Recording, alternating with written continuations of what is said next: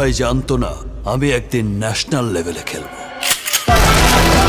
Hello বন্ধুরা, আসসালামু আলাইকুম। কেমন আছেন সবাই?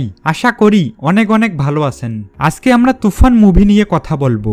IMDb 8.9। তুফান সিনেমাটা এক কথায় অসাধারণ। স্টোরিটা শেষ আধা ঘন্টা একদম জমিয়ে দিয়েছে।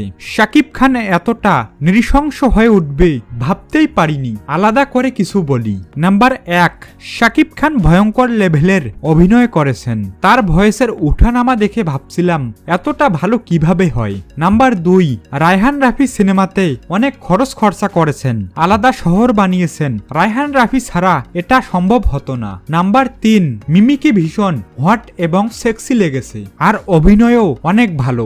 নাম্বার 4, শুরুর দিকে সম্প্রীতি একটা বার্তা ছিল, সেটাও দারুণ ছিল। তুই কেডারে, এই ডায়লগটা কার ছিল?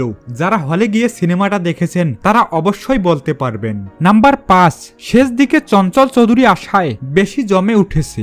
স্টোরি আর চঞ্চলের অ্যাক্টিং দুটোই পারফেক্ট। নাম্বার 6, রাজ্জাক স্যারের ট্রিবিউট দেওয়াটা চরম ছিল। নাম্বার 7, শেষের সিনে বাঘের ভিএফএক্সটা খুব ভালো ছিল। নাম্বার 8, গানগুলোর অ্যারেঞ্জমেন্ট চরম ছিল, সেই লেভেলের ছিল গানগুলো। তো বন্ধুরা, সবাই কি তুফান সিনেমাটা হলে গিয়ে দেখছেন?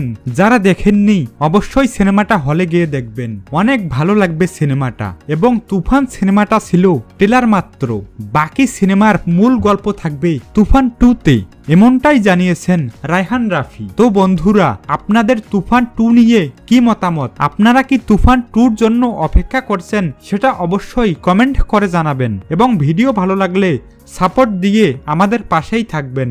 ধন্যবাদ সবাইকে।